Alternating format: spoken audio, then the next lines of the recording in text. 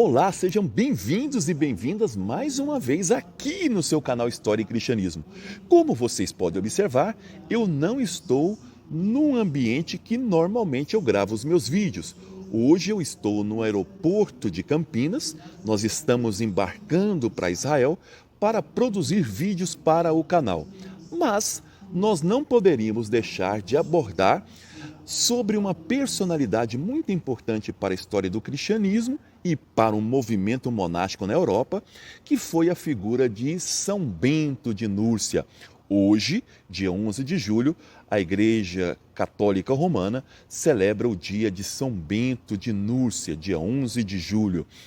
Mas para compreender essa personalidade tão importante, nós precisamos compreender dois movimentos na história do cristianismo: o surgimento do movimento monástico e também a ocupação germânica na Europa e principalmente em Roma. Quando o imperador Constantino deu liberdade de culto a todas as religiões, ele favoreceu o cristianismo. E depois, em 380, o imperador Teodósio, ele tornou o cristianismo uma religião oficial. Muitos cristãos não viram esses dois movimentos como algo positivo, porque o cristianismo perdeu muito da sua autenticidade. Agora, qualquer pessoa poderia se tornar cristã, não era necessário mais passar por grandes formações, como era o catecumenato, nem mesmo eram perseguidas mais. Então, o cristianismo ele perdeu a sua essência, a sua autenticidade. Para enfrentar esse movimento de esfriamento da autenticidade cristã, muitos homens e mulheres buscaram a vida isolada. Isso começou no Oriente. Esse movimento nós conhecemos como eremitismo ou vida anacoreta. No primeiro momento é uma vida isolada, depois essa vida isolada vai se tornar uma vida comunitária que nós conhecemos como cenóbio ou vida sinobítica. O movimento que começou na Europa que começou no Oriente, virá para o Ocidente e São Bento será aí um dos grandes pilares desse movimento.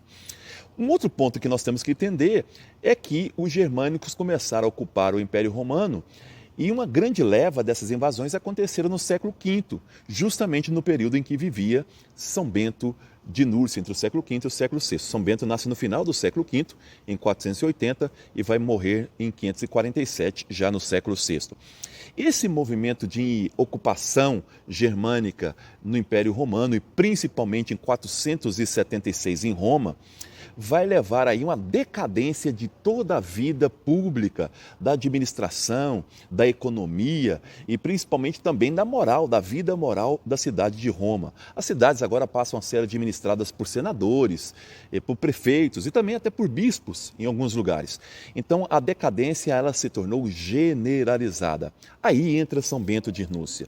Quando ele era adolescente, os pais enviam ele para viver em Roma, e com a governanta, e ali ele se decepciona com a vida romana, com a decadência moral da vida romana. Ele foi estudar retórica e filosofia.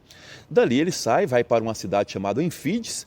Ali em Enfides ele deixa a governanta e com um amigo chamado Romano, um eremita, eles vão para o Monte Subiaco, bem próximo a Roma, esse Monte Subiaco.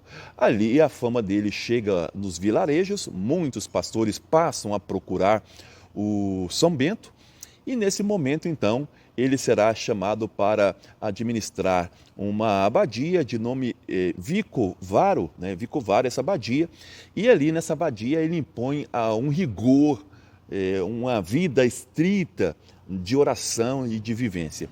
Ele será então odiado por parte dos monges por essa rigidez na vida dentro dessa abadia. Um desses homens vai tentar envenená-lo através aí do vinho, colocando veneno no vinho, mas antes de tomar, a taça se quebra e o Bento, então, ele vai voltar para Subiaco. Ali ele vai, então, organizar aí a criação de 12 mosteiros com alguns homens, e ele vai também, devido à forma que ele vivia, à crítica que ele fazia, ele será, então, novamente alvo de um padre chamado Florencio. Esse padre tenta também envenenar agora com pão, que ele dava esse pão de comida para um corvo. E Portanto, quando ele fica sabendo que tentaram envenenar ele pela segunda vez, ele sai de Subiaco e vai para um lugar chamado Monte Cassino. E em Monte Cassino, então, ele vai fundar o primeiro mosteiro dessa ordem religiosa. Foi em Monte Cassino que ele vai escrever a regra de como deve ser uma vida dentro dos mosteiros. Essa regra, chamada Regula Monacorum, ela tem 73 capítulos e é basicamente, além de toda a orientação que dá para viver dentro dos mosteiros, um fato que chama a atenção é que o monge deveria tanto se dedicar ao trabalho manual como também ao trabalho intelectual, o que gera o grande, vamos dizer, o grande motivo aí da regra monástica, que é orar e trabalhar, ora et labora, né? Então, ou seja, a regra baseada nesses dois momentos de trabalho intelectual e trabalho manual. Para Bento de Núrcia, a ociosidade era aí a arma do demônio na vida das pessoas. O São Bento ele foi importante porque a partir dele a Europa, o movimento monástico vai se confundir com a própria regra beneditina e também aí com as suas orientações que ele deu através aí dessa primeira regra escrita em 543. Ele vai falecer no ano de 547, tá? E a partir desse momento, então, o corpo dele vai ser trasladado para a França no dia 11 de março e por isso nós celebramos dia 11 de julho e por isso nós comemoramos dia 11 de julho como dia de São Bento. Ele morre no dia 24 de março. É isso aí, espero que tenham gostado, fiquem com Deus, até o próximo programa História e Cristianismo. E não deixe de acompanhar a gente aí nessa viagem para Israel, nós vamos aí produzir vários vídeos para vocês. Um abraço, fiquem com Deus, até mais.